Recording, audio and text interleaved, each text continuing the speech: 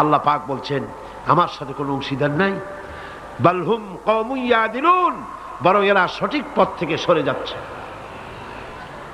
আল্লাহ পাক আবার বলেন আম্মান জাআলাল আরদা কারারান ওয়া জাআলা খিলালাহা আনহারা ওয়া জাআলা লাহা রাওয়াসিয়া ওয়া জাআলা বাইনাল বাহরাইনি হাজিজা।